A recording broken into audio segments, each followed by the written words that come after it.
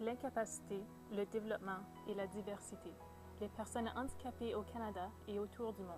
Un projet du Centre canadien des études sur l'incapacité avec l'appui de l'Agence canadienne de développement international.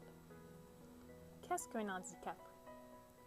Qu'est-ce qui influence la façon dont on pense au sujet des handicaps? Comment décidons-nous qui est handicapé et qui ne l'est pas? Est-ce que nous utilisons tous la même définition d'handicap? Dans cette vidéo, nous proposons de repenser la façon que nous percevons les handicaps, examiner quelques croyances qui ont formé notre compréhension de l'handicap, examiner comment ces croyances ont influencé la façon dont vivent les personnes handicapées de nos jours.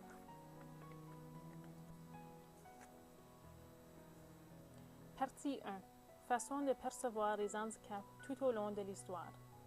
L'incapacité comme étant à l'écart de la norme. Des gens avec des incapacités font partie de la société humaine depuis toujours. Nous en sommes certains, puisque des archéologues ont trouvé des squelettes avec des signes d'infirmité physique dans des vestiges antiques.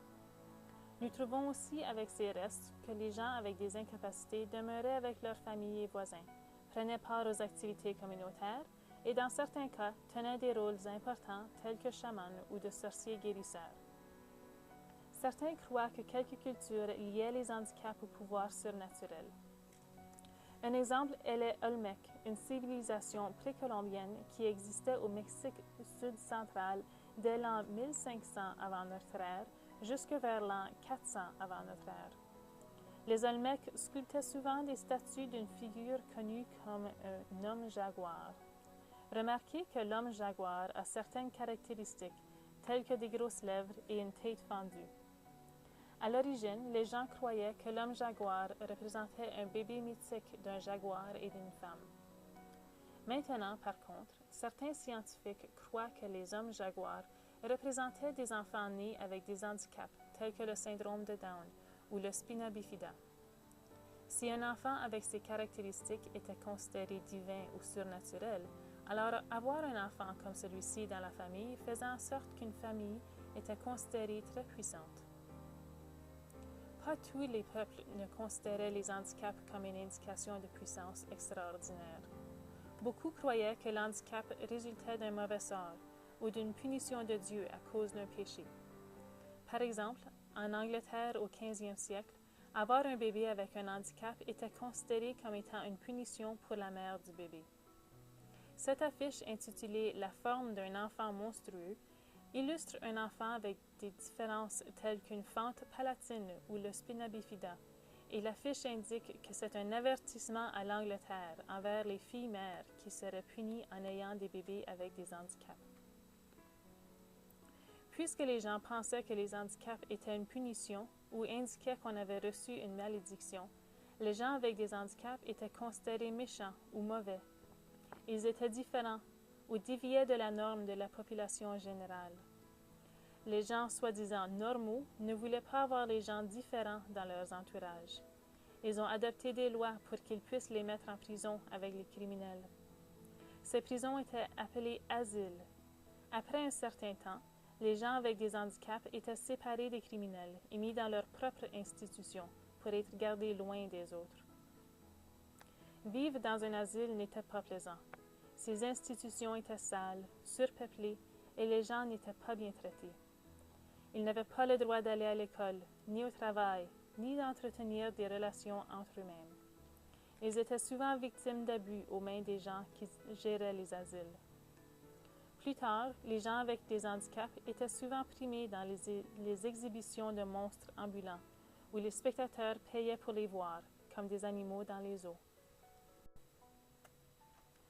L'handicap et la charité. Avec le temps, les gens avec des handicaps furent perçus comme étant des pauvres méritants. Ceci voulait dire que la population en général reconnaissait que les handicaps n'étaient pas causés par le péché, un mauvais sort, ni par la paresse.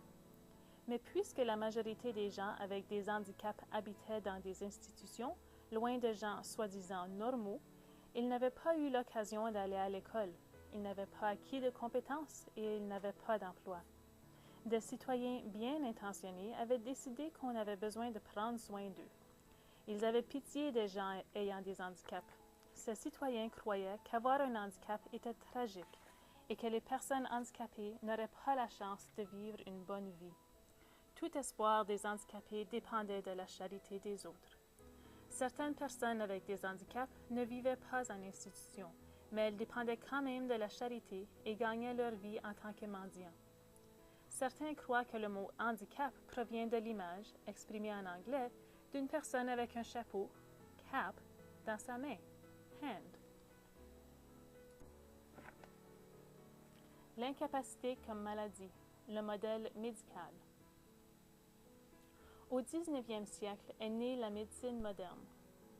Les médecins voyaient d'un œil plus scientifique les causes des handicaps et ont commencé à chercher des remèdes ou autres façons de réhabiliter les gens ayant des handicaps. Le focus principal était d'essayer d'aider les gens avec des handicaps à être aussi normaux que possible. Les médecins et les travailleurs de réhabilitation étaient considérés les experts au sujet de la vie des gens avec des handicaps et donc prenaient les décisions pour eux, comme par exemple où les personnes avec des handicaps pouvaient habiter et s'ils pouvaient aller à l'école. Cette façon de penser au sujet des handicaps met le focus sur ce qu'il y a de mal avec une personne. Par exemple, s'ils ne peuvent pas voir, s'ils ne peuvent pas marcher, s'ils ne peuvent pas penser clairement. Cette façon de penser ne considère pas la personne en entier pour qui l'handicap n'est qu'une partie de son être. Le modèle médical considère les gens avec des handicaps comme étant malades. S'ils sont malades, leur devoir est de guérir. Ils ne sont pas responsables d'aller à l'école, d'aller au travail, de prendre soin des membres de leur famille ou de s'engager dans leur communauté. Pourtant, quand on enlève les responsabilités d'une personne, on lui enlève aussi ses droits, le droit à une éducation, à l'emploi, à se marier, à voter. On leur enlève leurs droits humains. Un exemple se produit du début au milieu du 19e siècle, durant le mouvement eugénique. L'eugénique est une idée démodée et fausse qu'une meilleure race humaine peut être produite en éliminant tous les humains inférieurs du cycle de reproduction. Cette façon de penser a mené à la stérilisation et à la ségrégation dans des institutions de plusieurs personnes handicapées physiquement et mentalement. Partie 2. De nouvelles façons de voir l'handicap, le modèle social et le modèle des droits de la personne. Au 20e siècle, les personnes handicapées ont commencé à se percevoir différemment. Ils voulaient vivre dans la communauté avec leurs familles et leurs amis. Ils voulaient aller à l'école et avoir des emplois. Les personnes handicapées ont commencé à revendiquer leurs droits. Ces changements sont subvenus grâce à plusieurs facteurs. Après les grandes guerres, des soldats qui étaient des handicapés de guerre retournaient à leur pays d'origine et voulaient retrouver leur vie habituelle. L'épidémie de polio des années 1950 a laissé des milliers de gens avec des handicaps physiques. Le progrès dans le monde de la médecine a fait en sorte que plus de gens nés avec des handicaps survivaient.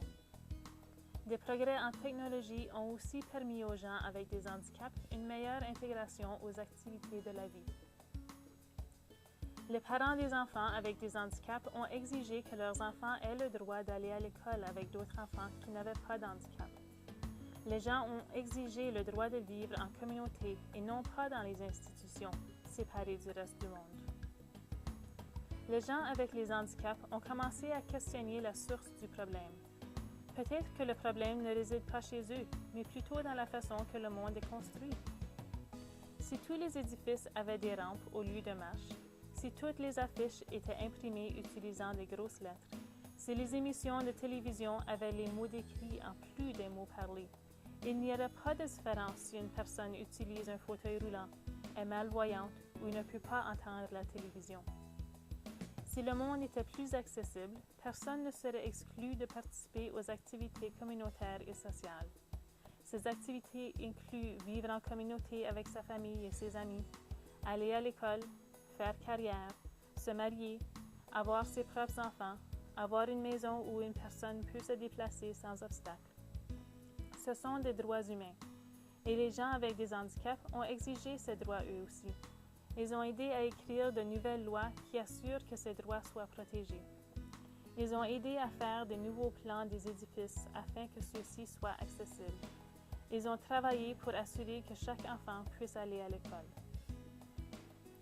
Au Canada, ces droits sont soulignés dans la Charte canadienne des droits et libertés, article 15.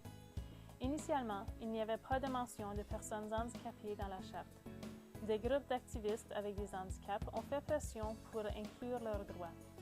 L'article 15 énonce « La loi ne fait exception de personne et s'applique également à tous, et tous ont droit à la même protection et aux mêmes bénéfices de la loi, indépendamment de toute discrimination, notamment des discriminations fondées sur la race, l'origine nationale ou ethnique, la couleur, la religion, le sexe, l'âge ou les déficiences mentales ou physiques. » Les droits des personnes handicapées sont protégés par d'autres lois au Canada, y inclut la loi canadienne sur les droits de la personne et plusieurs autres. Partout dans le monde, les personnes handicapées continuent de se battre pour protéger leurs droits. Récemment, ils ont collaboré avec l'Organisation des Nations unies pour développer la Convention relative aux droits des personnes handicapées. Cette convention indique que les personnes avec des handicaps ont les mêmes droits que les autres. Les pays qui signent cette convention doivent avoir des lois en place pour protéger les personnes handicapées. Ils doivent aussi inclure des personnes handicapées au processus de décision.